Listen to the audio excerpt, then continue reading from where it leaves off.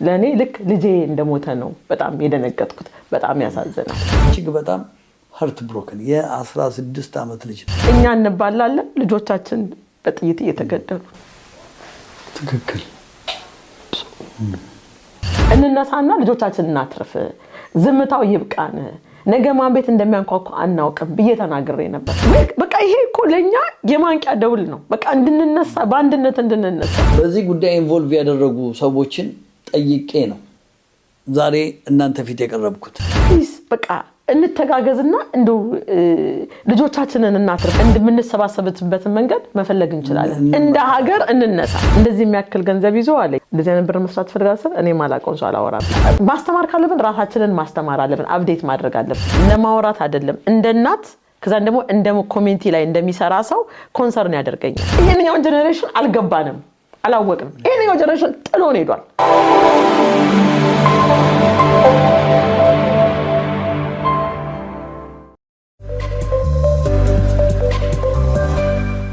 ተናስልኝ ተመልካቾቻችን እንደምን ሰንብታችኋል? ይህ የብርሃን ቴሌቪዥን ነው።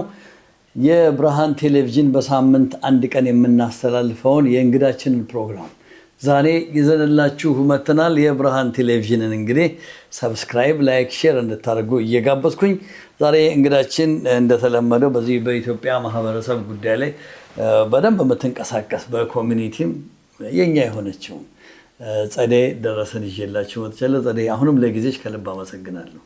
ማመሰግናለሁ። ምናልባት ያላስተዋወቅኩሽ ነገር ካለ አንቺ ብታስተዋወቂ ምን ይመስልሻል? ራስሽ? ጸደይ ደረሰ እባላለሁ። ተወልጄ ያደግኩት ፊቼ ከተማ ነው። ፊቼ በጣም የሚገርም ሀገር ነው። ሁለት ነው፣ ቆላና ደጋ አለ። ቆለኛና ደገኛ ነው። ፊቼ በጣም እስከዛሬም ዘረኝነት የሌለበት ሀገር ነው። ታስታውስን እና አብርሃም ወልዴ እነ ደራሲና አበራ ለማ ከፊቼ ነው። በጣም ትልልቅ ሰዎች ከፊቼ ወጥተዋል እና እኛ ሀገር ላይ ዘረኝነት የለም እስከዛሬም። አሁን በራሱ ባለፈው ታስታውስ እንደሆነ ቢዌ ላይ ሰው ሞፈር ተጠምዶ ምናምን የወጡት ጦርነት አንፈልግም እንደሱ ያሉት እንደዚህ አይነት ማህበረሰብ ይብቃን ጦርነት ያሉትና ዘረኝነት የለም። እኔ አማራም ኦሮሞም በጣም ብዙ ብሔር ነው ያለኝ። አንድ ብሔር የለኝም። ግን ቤተሰቦቼ ሲያሳድጉኝ ኢትዮጵያዊ ብለው ነው ያሳደጉኝ። እኔ ኢትዮጵያዊ ነኝ፣ ግን ኦሮሞም አለብኝ አማራም አለብኝ። እንደ ሀገር ደግሞ የኦሮሞ ማህበረሰብ ውስጥ ነው ያደግኩትና ገበያ ደግሞ ሲኬድ የፊቼ ውስጥ የሚገርም ነገር ደገኛውም ይመጣል ቆለኛውም ይመጣል። አንድ ላይ ነው ገበያ የሚደረገውና በጣም የሚገርም ካልቸር ያለበት ሀገር ነው። በጣም ደስ የሚል ሁሉ ሰው ቀጪ፣ ሁሉ ሰው አሳዳጊ፣ ሁሉ ማህበረሰብ ትንሽ ከተማ ስለሆነች ሁሉ ሰው ያውቃል። እና ፋሚሊዎቼ ደግሞ ያው የመምህራን ናቸው። የመምህር ልጅ ነኝ። በጣም ኢንተረስቲንግ። አሁን ካናዳ ዜጋ ሆነሽ እዚህ አብረን እየኖርን ነው። አሁን ካናዳያን ነኝ።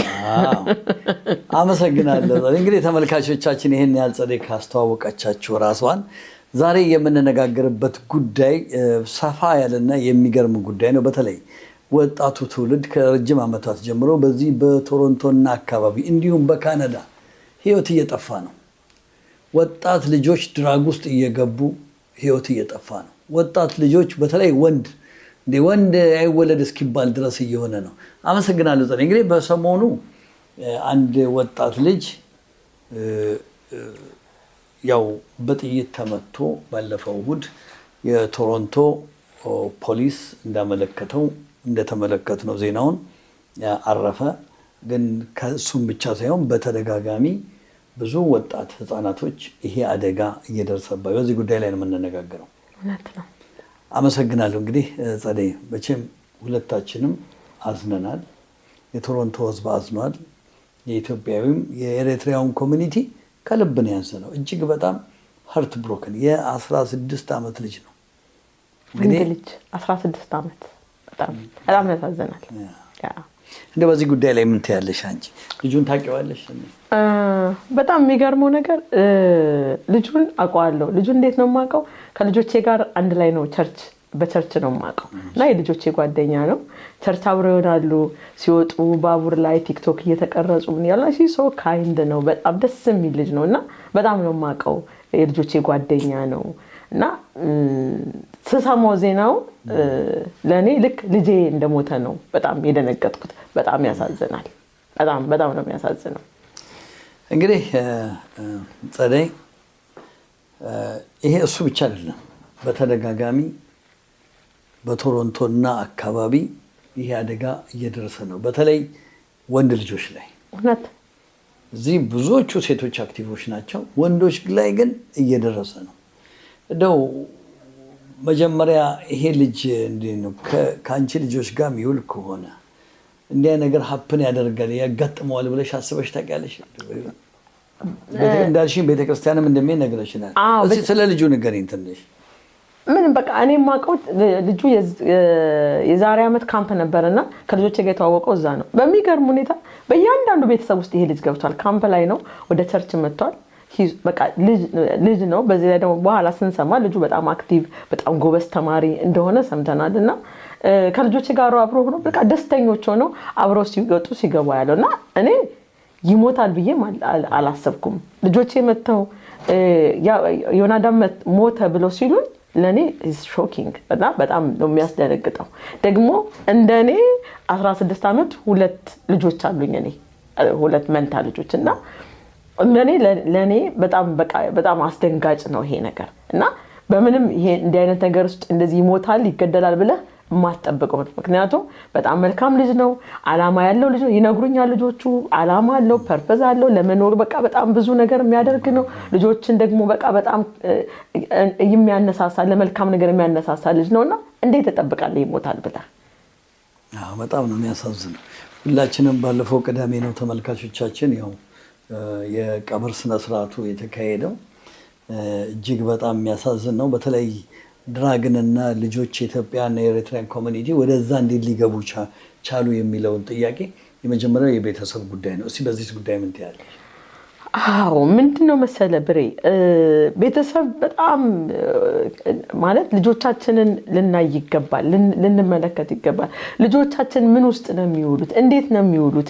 ምን ገጥሟቸዋል? የእውነት የኛ ማህበረሰብ በጣም ጥሩ ነን፣ በጣም ጎበዝ ሰራተኞች ነን፣ በጣም እንሰራለን፣ እንደክማለን። ግን እንዲደክመን እዚህ ቦታ ላይ ልጆቻችንን በጥይት ስናጣ ከኢትዮጵያ ልጆቻችንን እናተርፍናል ለተሻለ ኑሮ፣ ለተሻለ ህይወት፣ ለተሻለ ነገር እዚህ ከተማ እዚህ ምድር ያመጣ ነው። እዚህ ምድር አምጥተን ግን ልጆቻችን እንደውሻ ሲሞቱ ይሄ እጅግ የሚያሳዝን ታሪክ ነው፣ የሚያሳዝን ነው።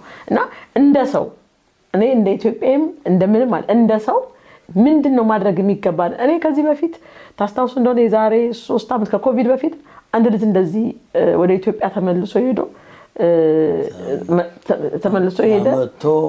ወዲያው ገደሉት እና በ15ኛው ቀን ወደዚህ ሲመለስ እናቱ ኢትዮጵያ ነበረች፣ እዚህ መጥቶ ተገደለ። እና በጣም ያሳዝን። አናገኛቸውም ተመልሰን አንዴ ከሞቱ አናገኛቸውም። ሁለተኛ አንዴ እነዚህ ልጆች የሆነ ነገር ውስጥም ከገቡ አናገኛቸውም። እና ያኔ ምንድነው ያልኩት? ምንድነው ማለት ለምንድነው እኔ እዛ ምን እንደውም ለሰው ትንሽ ዊርድ ሊሆን ይችላል። እዛ ቀብር ላይ ግን እኔ ቆሜ እባካችሁን ልጆቻችንን እናትርፍ እንነሳ ብዬ ብዙ ሰው ያውቃል፣ ቸርች አካባቢ ያሉ ሰዎች ያውቃሉ። እንነሳና ልጆቻችንን እናትርፍ፣ ዝምታው ይብቃን፣ ነገ ማን ቤት እንደሚያንኳኳ አናውቅም ብዬ ተናግሬ ነበር። ከዛ በዛ መካከል ኮቪድ ገባ። ወደዚህ ወደ ኢትዮጵያን ኮሚኒቲ እኔ ወደዚህ ምን ሊያመጣኝ የቻለው የዚህ አይነት ጉዳይ ነው። በቃ እኔ ኮሚኒቲ ላይ ምን ልስራ ብዬ የመጣሁት ይሄ ውስጤ ስላለ፣ ይሄ ሸክም ውስጤ ስላለ ነው። በጣም በቃ እኔ አዝናለሁ። ይሄ ልጆቻችን ላይ የሚሆነው ነገር፣ ወጣቶች ላይ የሚሆነው ስፔሻሊ ወንዶች ልጆች ላይ በጣም ነው እንትን ያለባቸው፣ በጣም ጫና አለባቸው። ከቤት ወጥተው ትምህርት ቤት ደርሰው እስኪመለሱ ብዙ የሚያገኟቸው ሰዎች አሉ። እኔ አሁን ስለተሰካላችሁ ወላጆች፣ ሰክሰስፉል ስላልሆኑ ወላጆች ሳይሆን ምለው አሁን ችግሩ ስላለን በየጓዳችን በጣም የሚገርመው በሬ ሁሉ ሰው ይዞታል እንጂ በየጓዳው በየቤቱ ችግር አለ፣ በየጓዳው ችግር አለ። አናቀም። የሚገርመው ሻማ ሲያበሩ ልጆቹም እንዳሉ ታውቃለህ። ፕሊዝ እንደምትወዱን ንገሩን፣ እንዴት ናችሁ በሉን፣ ጠይቁን። መቼ ምን ሀፕን እንደሚያደርግ አናውቅም ብለው ልጆቹ እንደውም ከኛ ቀድመውናል። በምን እንደሚያልፉ አናውቅም እና ልንረዳቸው ይገባል። ምን ውስጥ ነው ያለፉ ያሉት? ምን እየሆኑ ያሉት? እኔ ቤት ሲገባ ወጥቼ ማውራት አለብን፣ ሌላውን ማትረፍ አለብን። ይሄንን ነው እኔ ማውራት የምፈልገው።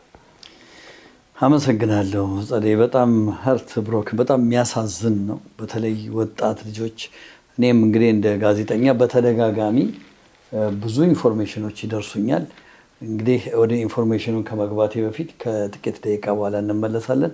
ተከታተሉ። አመሰግናለሁ። ቤት የመግዛት እቅድ ያላችሁ እንኳን ደስ አላችሁ።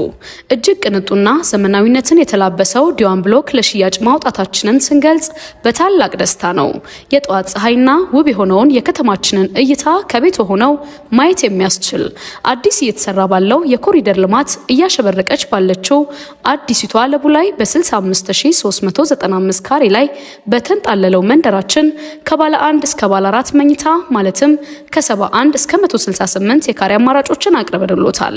የአከፋፈሉ ሁኔታ እንዳያሳስበው በካሬ ከ78 ሺህ ብር ጀምሮ በ8% ቅድመ ክፍያ እንዲሁም 60% የባንክ ብድር የተመቻቸላቸው ዘመናዊና ውብ መንደርን ይቀላቀሉ። ለበለጠ መረጃ ከስር ባለው ስልክ ቁጥር ይደውሉልን።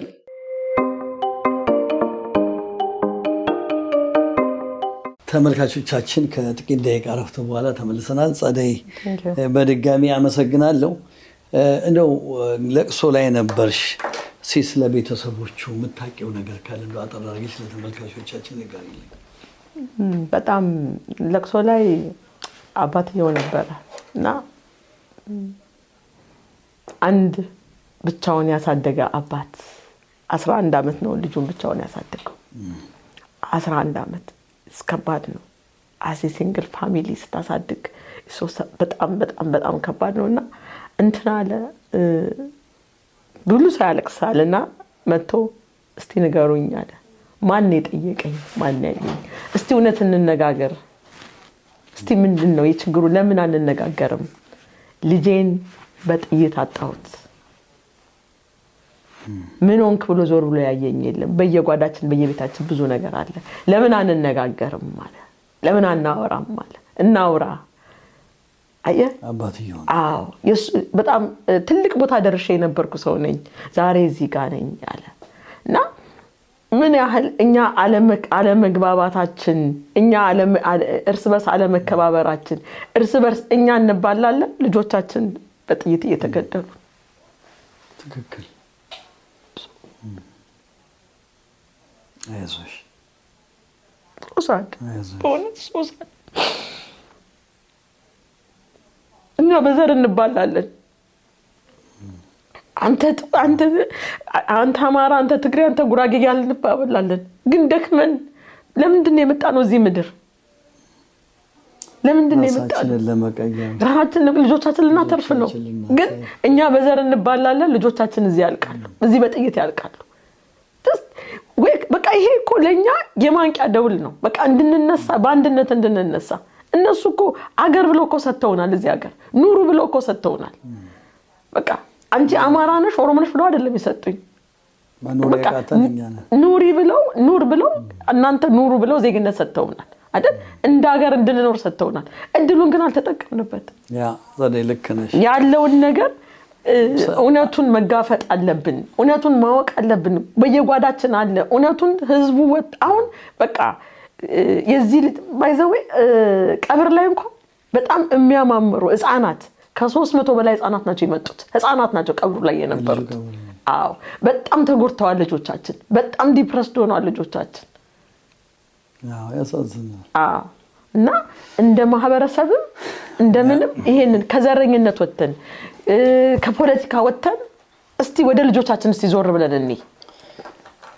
እንግዲህ ተመልካቾቻችን እውነቷን ነው። ወደ ልጆቻችን ስንመለከት ብዙ ነገሮች አሉ። በተደጋጋሚ እኛም ሁላችን የምንናገረው ነገር ነው። የልጆች ጉዳይ ፕሮግራም ይዘጋጃል። አንድ ወላጅ ልጁን አያመጣም። አንዳንዴ ጸደየ አይደንቲቲ ክራይስ የሚባል ነገር አለ። ልጆች ማንነታቸውን ያጣሉ። ገባሽ ወይ? ነጭ አይደሉም ወይ ጥቁር አይደሉም፣ ከጥቁሩ ጋር አልሆኑም። እኛ ደግሞ በትክክል አብረን ሆነን የኛ ስምምነት ልጆች አይነ ማረፍ ያደርጋል። አሁን ቤተክርስቲያን ዋናው ሜን ኢምፖርታንቱ እሱ ነው። ቤተክርስቲያን አካባቢ ነው ሰሞኑን መናገር የምፈልገው ነገር አለ። ለምሳሌ ኢትዮ ካን ዘ ብሪጅ የሚባል ያው አንቺም ታውቂዋለሽ። በልጆች ጉዳይ ላይ ሰሩ። እኔ አዳራሹ ሞልቶ ይፈሳል ሲል ሰው የለም፣ ብዙ ልጆች አልመጡም። እያንዳንዱ ጉዳይ ላይ እንደ ብርሃን ቴሌቪዥን ማስታወቂያዎችን እንሰራለን።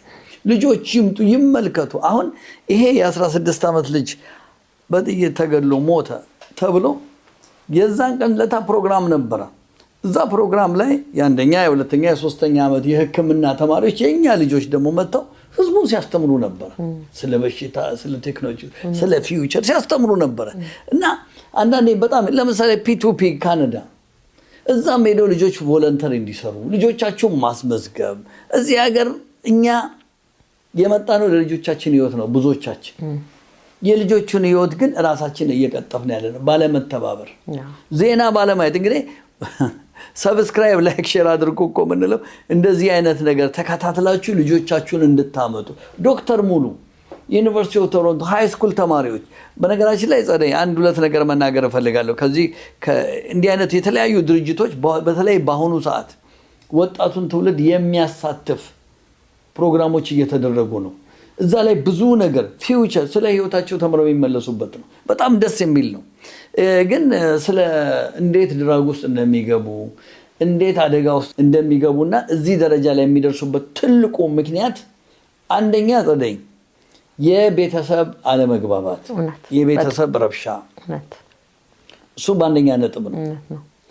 ሁለተኛ በሪሰርች ሳይሆን በዚህ ጉዳይ ኢንቮልቭ ያደረጉ ሰዎችን ጠይቄ ነው ዛሬ እናንተ ፊት የቀረብኩት። ልጆቹን ከ8ኛ ክፍል ነው የሚመለመሏቸው። በፒዛና በእንትን ነው ትንሽ እንዲሸጡ ያደርጓቸዋል። ለምን ግልጽ አነጋገርም ነው። ትንሽ የሚሰጡ ብቻ አይደለም፣ መጀመሪያ እንዲያጨሱ ነው የሚያስለምዷቸው። መጀመሪያ ማጨስ አለበት ልጁ ሲያጨስ አሁን መጀመሪያ በነፃ ለልጁ ይሰጡታል። ከዛ ልጁ ማጨስ ይጀምራል። ልክ ሲያጨስ አሁን ፍላጎት አለው ማለት ነው። ስለዚህ ይሄንን እንድታገኝ ደግሞ ገንዘብም እንሰጣለን። እቺን ስራ እየሰራ ደግሞ በዛው ጭሱንም ታጨሳለህ ይሉታል።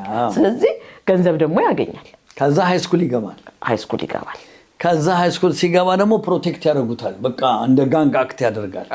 ማንም ሰው አይነካውም። ትምህርት ቤት ውስጥ ምናምን ይሆናል። ከዛ ውድ ዛን ደግሞ ልክ ሃይስኩል ሲገቡ ውድ ልብስ መልበስ፣ ውድ ጫማ ማድረግ። ኢቭን ለምሳሌ ልጆቻችን ልብስ እኔ የማላቀውን ልብስ እኔ የማላቀውን ጫማ ይዞ ሲገባ ልጄ ከየት አመጣህ ብዬ ካልጠየቅኩት እንዴት ነው? ምክንያቱም ማየት አለብን። ይሄንን ካልጠየቅን እኛ ወላጆች ሲሞት እኮ ነው ድንገት ወየው እንላለን። ለምን ኦልሬዲ እኮ ይሄ ልጅ እኔ የማላቀውን ልብስ ለብሶ መጥቷል፣ እኔ የማላቀውን ጫማ አድርጎ መጥቷል። ስለዚህ ይሄንን ዝም ያልኩ ቀን በቃ ኦልሬዲ ልጅ እየሞተ ነው ማለት ነው። እንግዲህ ያስታውሳለሁ የቅርብ ዘመዴ ጓደኛዬ ከጀርመን ሀገር ልጁን ለመቅበር መጥቶ ነበር። የዮናታን ሙሴ ይባላል። በዚህ ኬዝ ነው የዛሬ 15 ዓመት የተገደለው። በ19 ዓመቱ ሆኖ ነው የተገደለው። እና እንዲህ አይነት ዮናታን ልጅ ሆኖ ስለማቀው ሁሉ ጊዜ ጭንቅላቴ ውስጥ ነው ያለው። እንግዲህ ሰው ኖሮ አርጅቶ ተምሮ ሰርቶ ጡረታ ወጥቶ ሞተ ይባላል። ግን በ16 ዓመት ተፈጥሮ የልጁን ጣም ሳናይ ልጆች እንደ ቅጠል መርገፍ የተለያዩ ሰዎችንም መጥቀስ ይችላል። ብዙ የምናውቀው ነገር አለ እና በተለይ ካናዳ ውስጥ ደግሞ ሲሆን ትንሽ ይከብዳል። እና ሌላው አሁንም ጨምሬ የምነግርሽ ነገር ድራግ ያለበት ቦታ በሙሉ መሳሪያ አለ። ዛሬ ይሄን ሁሉ ነገር በግልጽ መነግራችሁ ሁላችሁም አዳምጠው ቤተሰብ ያለው ምን እናድርግ ብሎ እንዲወያይ ነው። እኛ መንገድ እንትናችን ክፍት ነው፣ ስቱዲያችን። ምን እናድርግ ልጄ እንደዚህ ሆነ፣ አንደኛ ምን እናድርግ ነው። አንደኛ ወላጅ ልጁ ለምሳሌ ድራግ ያጨሳል አይደል? አጨሰ ኦኬ። አሁን የብዙዎቻችን ችግር እኔ አሁን እንደ ክርስቲያን እንደ ጴንጤ ሳወራ አሁን ብዙ ሰው እኔ አሁን ልጄ ጥፋት ውስጥ ቢገባ ወጥቼ ልጄ እኮ እንዲሆነ ስል እንዴት እሷ ጴንጤ ሆና ብሎ ሰዎች ጀጅ ያደርጋሉ። እኔ ስለጸለይኩ እኔ ስላልጸለይኩ ሳይሆን ልጆቹ በራሳቸው የሚያገኟቸው መንገድ ላይ የሚጠምዷቸው አሉ። ወይም ደግሞ እኛ ጥሩ ትምህርት ስላላበላናቸው ስላላጠጣናቸው ስላልገዛንላቸው አይደለም። በቃ መጀመሪያ ከኛ ሳይሆን እኛ ማድረግ የሚገባን ነገር ግን ልጆቹ በየትኛውም በቃ አካባቢ ወስነዋል።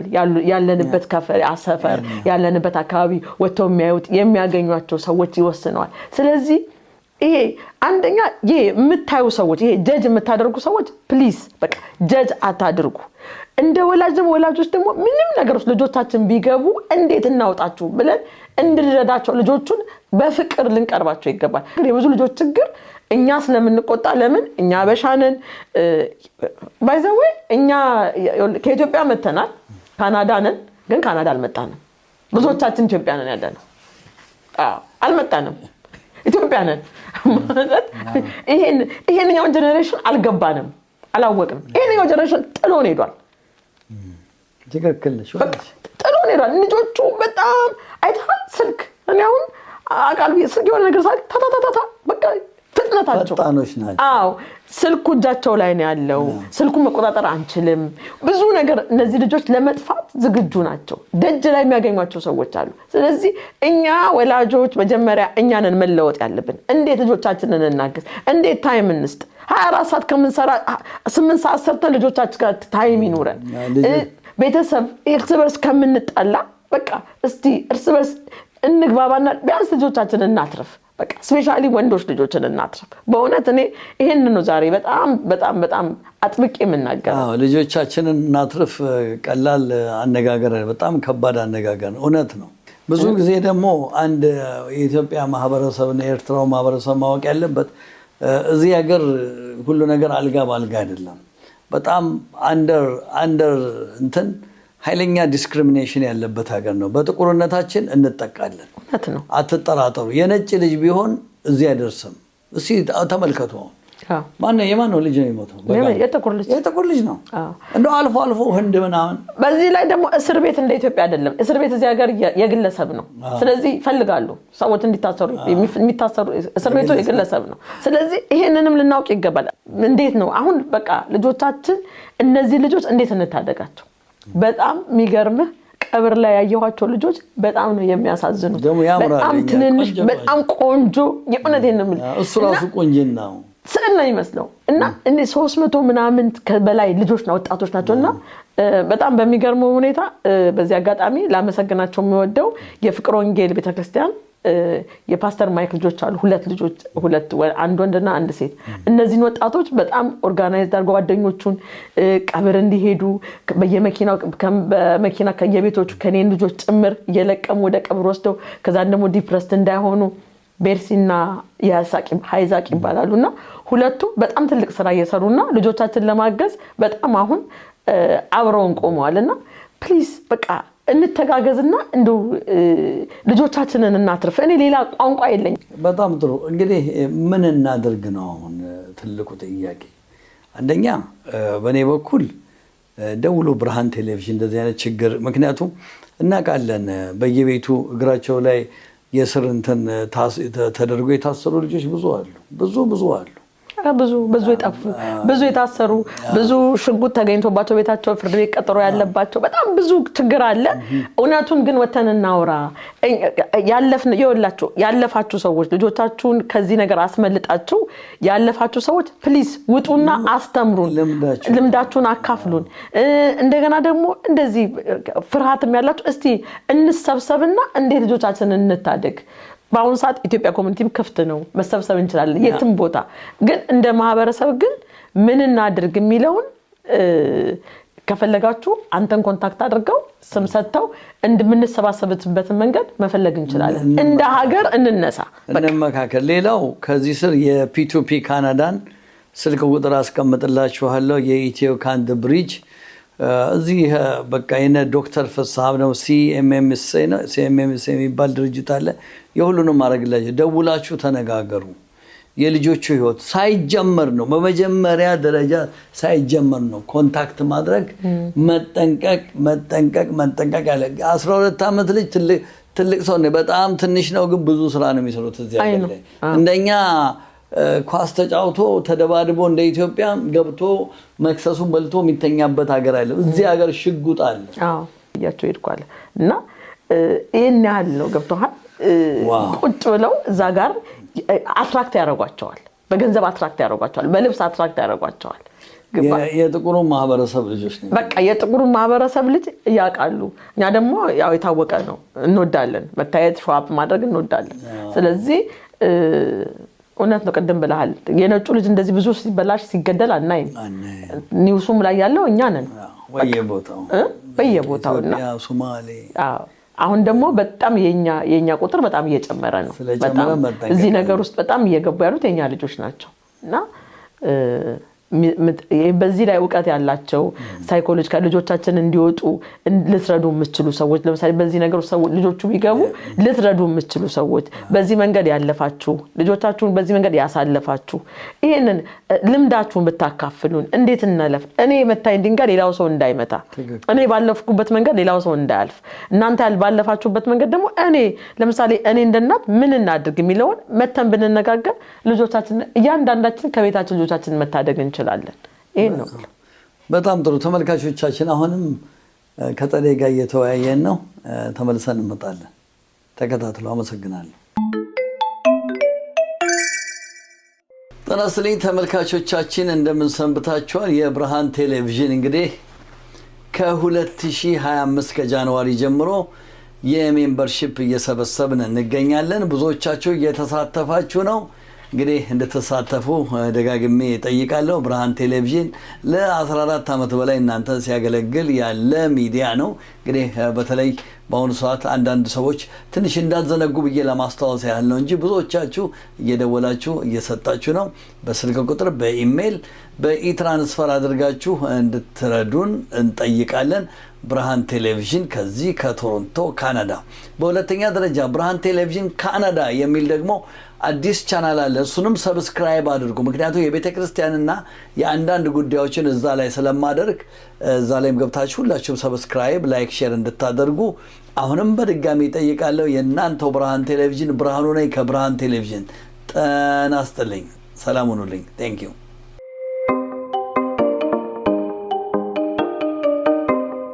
ተመልካቾቻችን አሁንም ተመልሰናል። ከጸደይ ጋር የምናደርገው ጸደይ ደረሰ እዚሁ እንግዲህ እንደምታውቀው ቶሮንቶ ነው። በጣም ኮንሰርን ሆና ነው እየተወያየን ያለ ነው። ምክንያቱም የወንድ ልጆች እናትም ነች። እሱም ብቻ አይደለም ኮሚኒቲ ላይ አይተን ለምን ዝም እንበል ብለን ነው እየተነጋገርን ያለ ነው። ይህንን እንደዚህ አይነት ውይይት ስናደርግ ተመልካቾቻችን እባካችሁን ጉዳዩን በፖዚቲቭ ይዩት። እኛ ወሬውን ፈልገን ሳይሆን የግዴታ ልጆች መዳን አለባቸው ያንን ብለን ነው። ህፃናቶች ናቸው። ከ12 ዓመት ጀምሮ ልጅ ነው የሚወስዱት የሚያሰለጥኑት ገንዘብ፣ ጫማ፣ ልብስ እየሰጡ። በዚህ ላይ አሁን ስለ ዮዳብም ስናወራ አንደኛ ሚዲያ ላይ የወጣ ነገር ነው። ሁሉም ሚዲያ ላይ አውጥተውታል እና ይሄ የወጣ ነገር ስለሆነ ይሄ ለማውራት አይደለም እንደ እናት ከዛን ደግሞ እንደ ኮሚኒቲ ላይ እንደሚሰራ ሰው ኮንሰርን ያደርገኛል። ይሄ የኔ ጉዳይ ነው በቃ ማለት ዝም ብዬ የምተወው ጉዳይ አይደለም። ቤቴም ደግሞ የልጆቼ ጓደኛ ነው። ልጆቼ በጣም hurt ሆነዋል። ሳይኮሎጂካሊ በጣም ዳሜጅ ሆነዋል። በዚህ እድሜያቸው ቀብር ሄደው አይተዋል እና ይሄ በጣም ኮንሰርን የሚያደርግ ነገር ነው። ስለዚህ ፕሊዝ ጀጅመንታል አትሁኑ፣ ፖዚቲቭ ማይንድ ሁኑ እና ምን እናድርግ ወደሚለው ወደ መፍትሄው እንምጣ። ያ በጣም ጥሩ። እንግዲህ ምን እናድርግ ነው። እስኪ ባንቺ በኩል ምን አለ? ወደ ቤተ ክርስቲያን ሲውሰጂ ምንድነው ልጆች ቤተ ክርስቲያን መሄድ አለባቸው ነው ማለት? አዎ እኔ ባለሁበት ቤተክርስቲያን ፕሮቴስታንት ቤተክርስቲያን ነው የሚሄደው። በአጋጣሚ ደግሞ ልጆቼም ፍቅር ወንጌል ቤተክርስቲያን ነው የሚሄዱት። ልጁም እዛ ነበር የሚመጣ የነበረው እና አሁን እዛ ላይ ትልቅ ነገር እያደረጉ ወጣቶች ልጆቹን ለማገዝ እዚህ ሀገር ተወልደው ያደጉ ልጆቹን ለማገዝ ስራ እየተሰራ ነው።